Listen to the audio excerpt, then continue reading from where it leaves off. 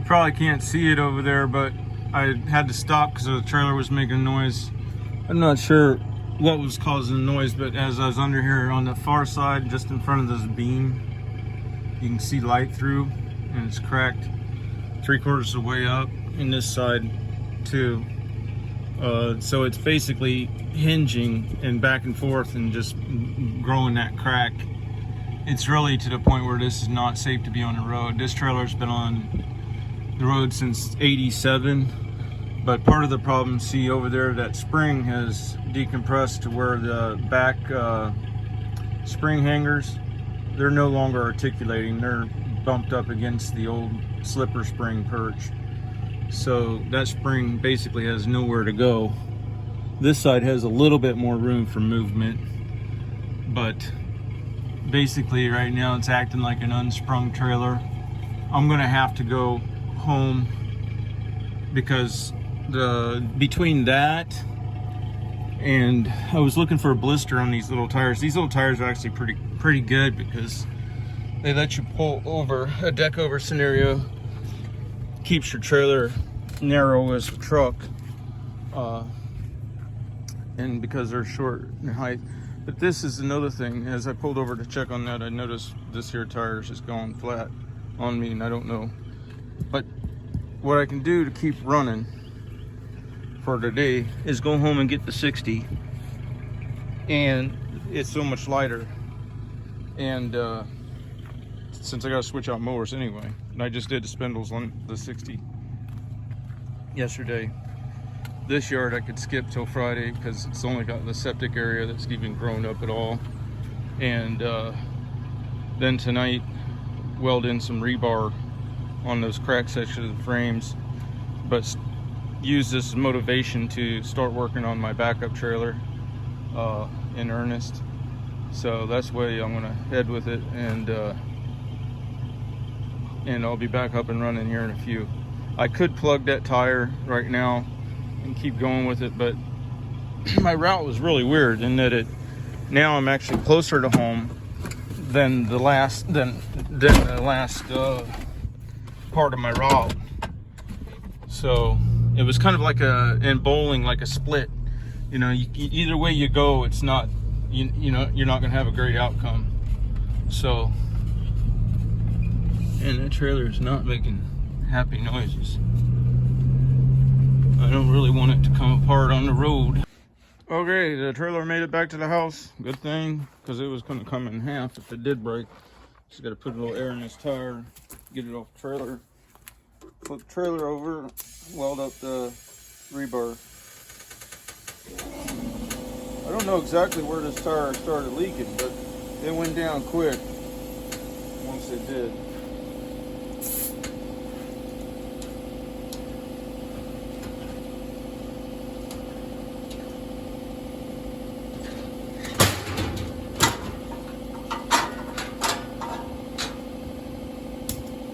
Releasing the strap just in case you don't want to crack the trailer anymore by airing up a tire on a tight strap.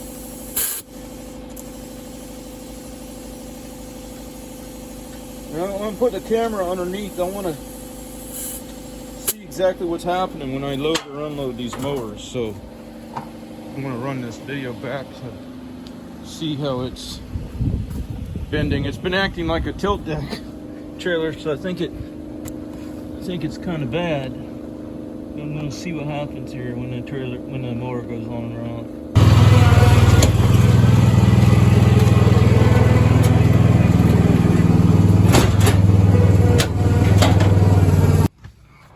Okay, I'll play that back and see what that was all about. But most of the movement's on the ball usually. So when you drive onto this part, it pushes these down, they hit the ground. And the movement's supposed to be in the hitch coupling and the ball, but it looks like a lot of the movement's in the cracked frame right now. But I'll see what I can do. All right, I'll catch you in a minute. I'll go get my welder out and get ready to see if I can fix this for today. You know, it's cracked up everywhere. Mainframe, top deck. You can take your hand here and bend it. So I'm gonna try to flip it up and lay in some rebar on mainframe. That top deck shouldn't even have to flex. It shouldn't even have to support or anything. It's just there to hold decking. So I don't know if I'm gonna be able to fix it or not. Let me see if I can get it flipped up. Used to be able to flip them up, but getting older.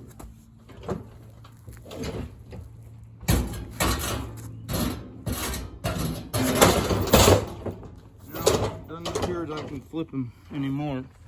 Well, it could have got heavier too, you know. I haven't added anything really to it. I don't know why I can't flip it up anymore. I used to be able to flip it on its side easily. Yeah, I just can go at it at the right angle. I'm gonna give it one more shot.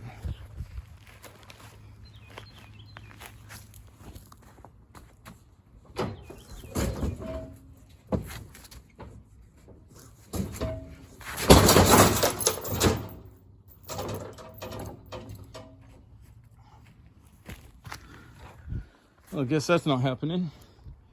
Normally I just flip it on its side and do what I gotta do.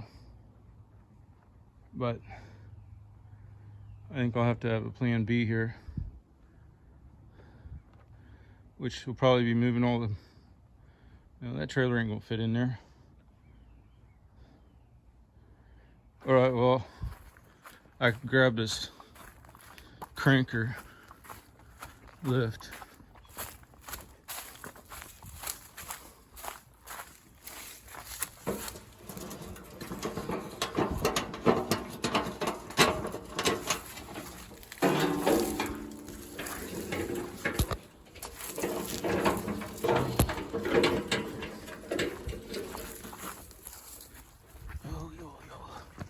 This thing is heavy. I think the cranker lift is heavier than the down trailer.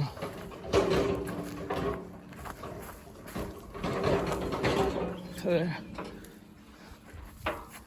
gonna get it way up under, because as you go by, it's gonna walk away out. Everything's so much harder one-handed.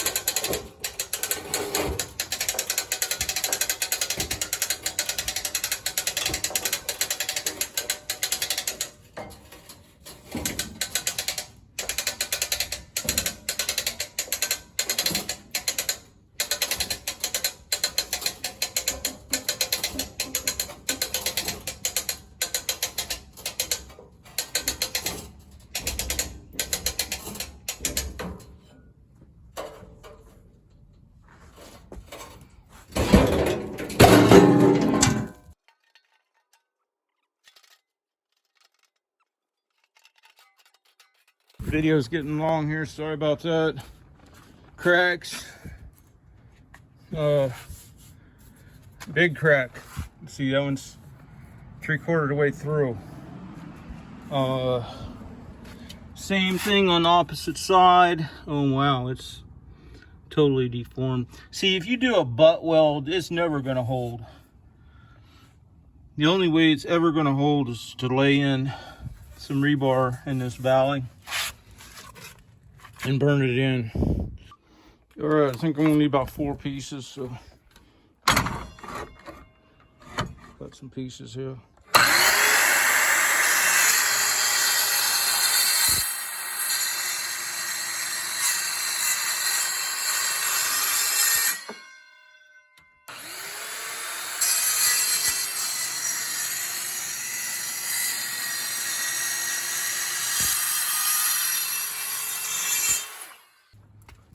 It's too hot to handle. They're not cold, but they're too hot to handle. See, that's gonna blade. That's fine. That one there. Best way I found to store welding rods is in a cooler like this. This one's the Ozark Trail. It's kind of like you know, and every time, it's kind of like what was those real expensive ones? And every time you get a pair of shoes or something, you throw the desiccant packs in there, you know what I'm saying? And then your welding rod's still good and dry. And that's the best thing I've found to keep a welding rod's decent.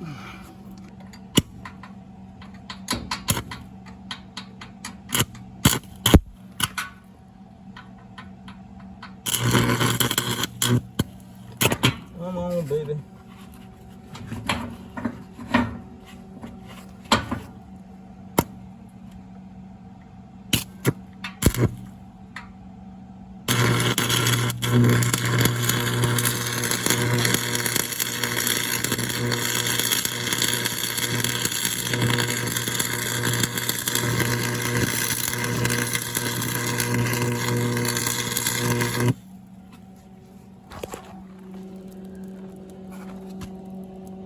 Just gonna get the ends and then I'll burn in the sides.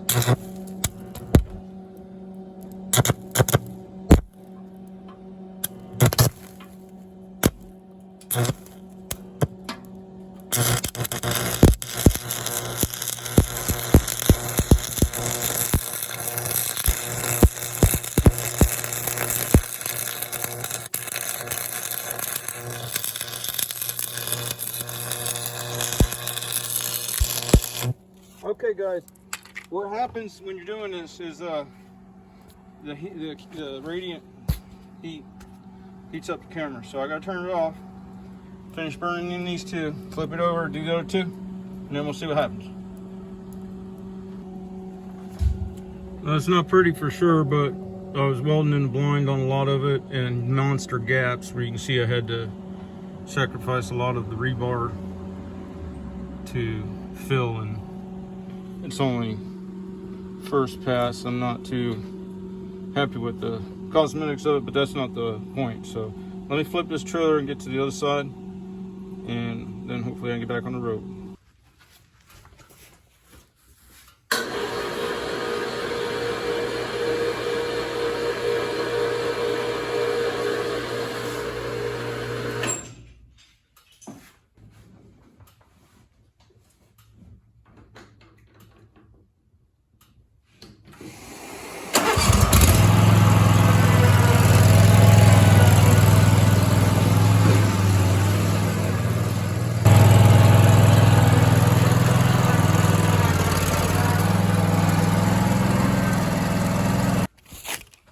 Okay, that trailer is way stiffer now, and lighter mower, so I'll go out and finish the route. I won't get the 20 yards that's supposed to get done, but that's why I do a split schedule.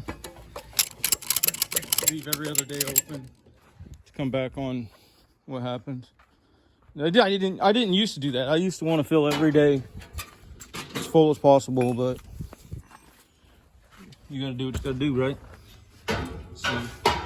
All right, this should get me back on my route. So I'll catch y'all later. Have a good day.